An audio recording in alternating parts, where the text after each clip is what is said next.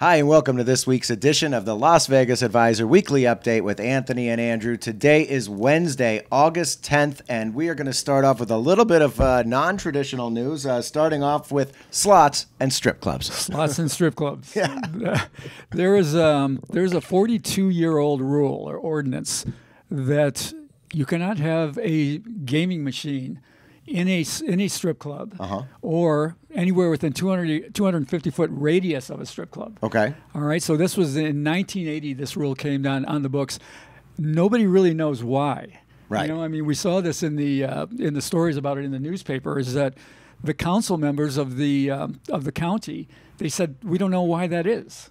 Right, so they're going to go back and they're going to look at it. The reason is that Sapphire, you know, the biggest one here in Vegas, and some say in the world. I'm not sure about that, but Sapphire wants to have video poker machines and slot machines, and they need to get a variance to do that. Which obviously we think is a great idea. We think that's super cool. Well, I don't know why. You know, why wouldn't they allow them there? Yeah. You know, they're allowed just, you know, you can do it in a grocery store.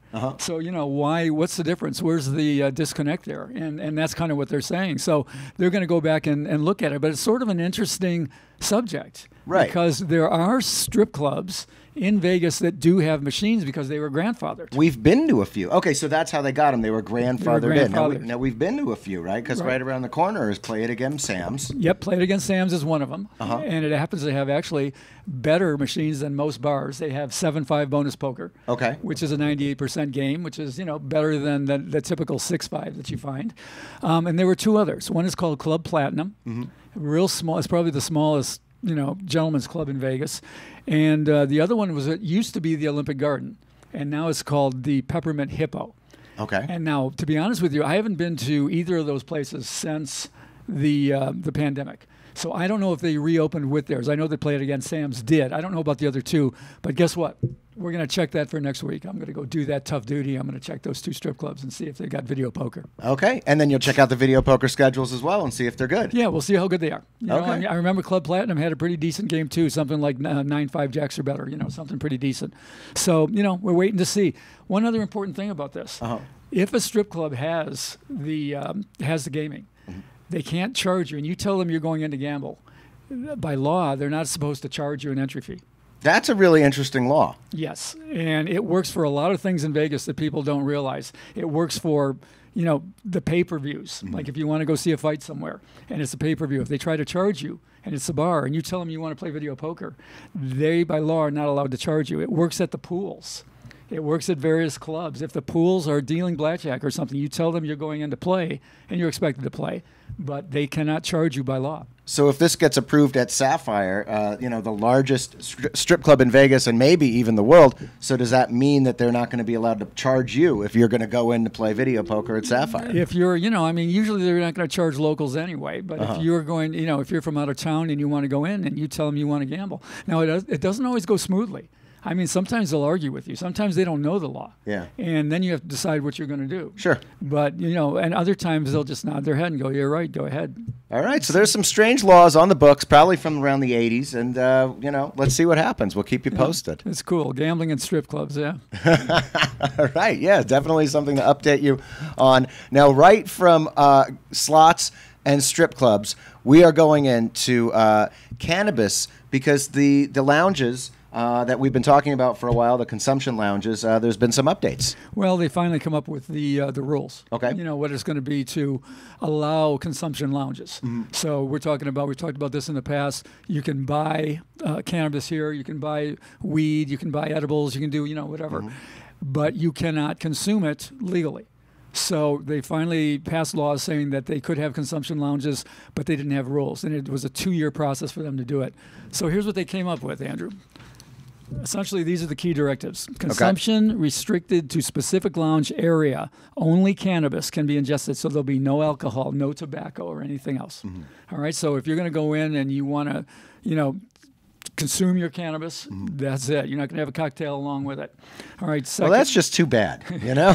doesn't seem fair. They say don't dance with two ladies at the same time, I guess. I don't Yes. Well, then now I got no reason to go in. No drinks, right? Right. All right. Second, lounges must take steps to, quote, reduce worker exposure to secondhand smoke, cannabis impaired driving, and other safety-related rules. So this is their PC. You know, Okay. This is them just being politically correct Sure. and doing the things that are right for the employees.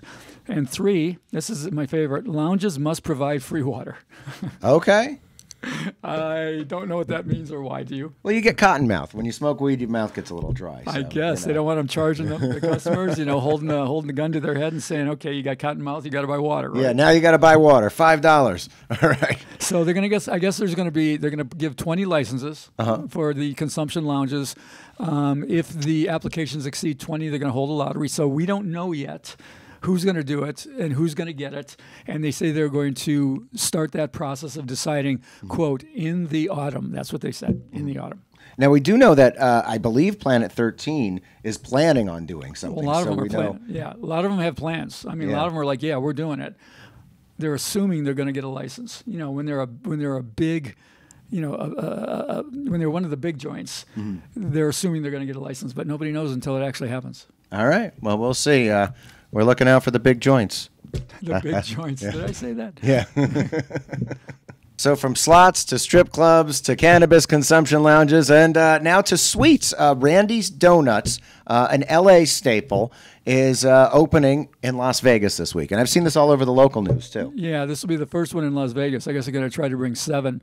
Randy's is from L.A. Now, you would know about that. Is Randy's, I don't know. We've talked about this before. I don't eat donuts for one, and I don't know about the L.A. scene. So you tell me, is Randy's a big deal in L.A.? You know what? From my experience, being born and raised in L.A., living there for 42 years, the sign is iconic. I can't tell you what the donuts taste like. I don't see a line around the corner for Randy's Donuts, but the sign. You drive by the sign, you see it, and, like Krispy Kreme is something unique and different. But I don't know what's different about Randy's versus Winchell's. Well, it might be, it might be just, them having all of the exposure in movies and TV. Right? Like, here's a list of things that have used that sign. Okay. Mars Attacks, Get Shorty, Crocodile Dundee, Iron Man 2, The Simpsons.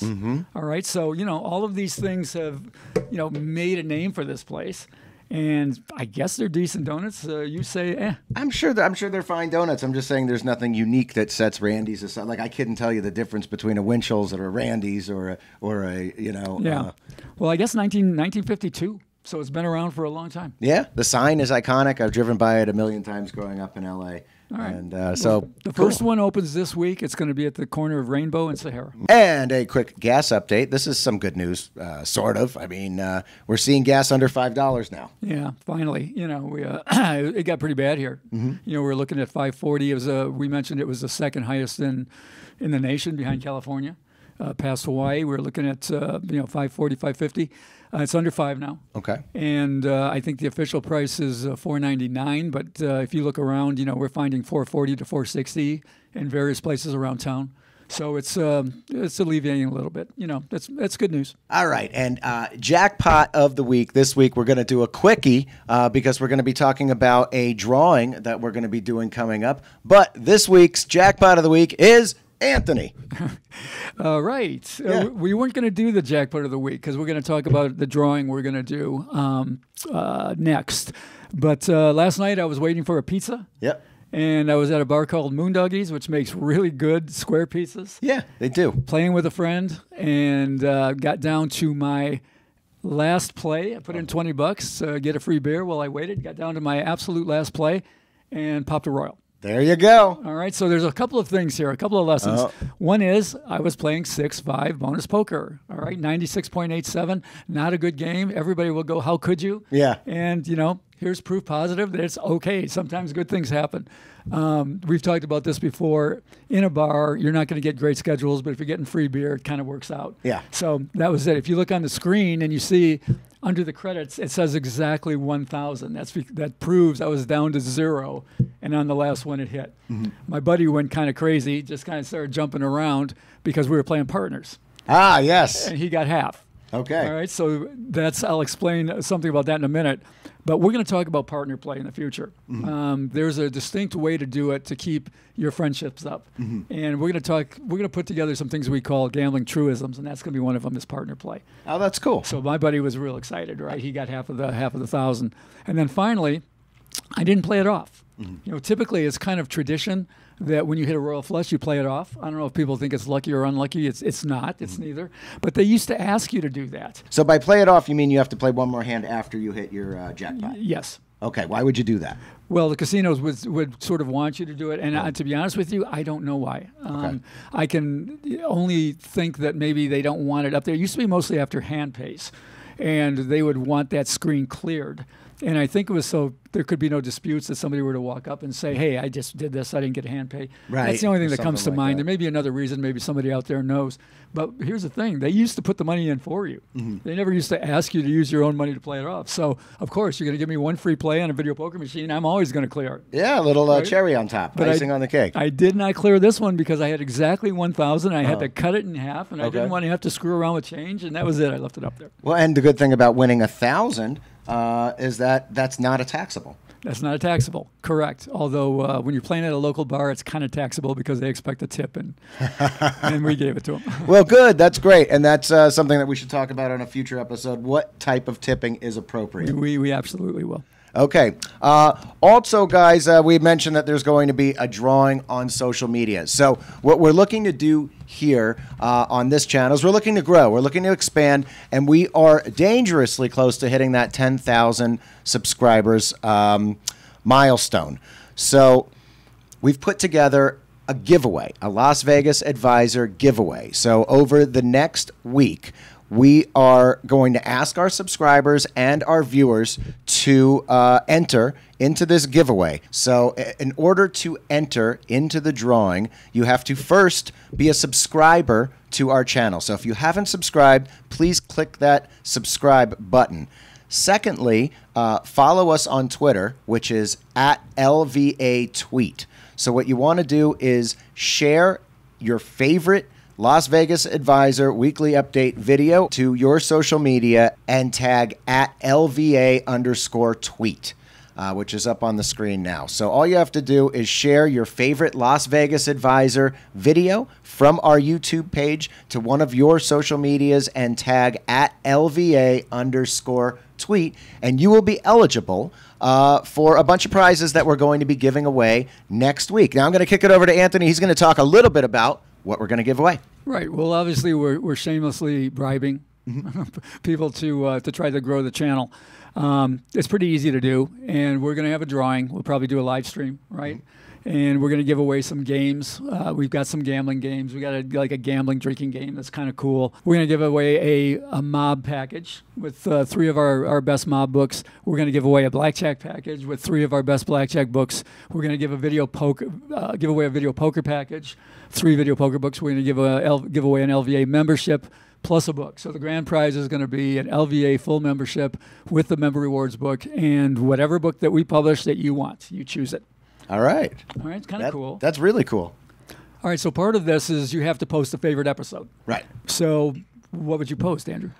So if it was me, my favorite episode, I mean, we've done 90 episodes, 90 plus episodes so far. I have a few favorites.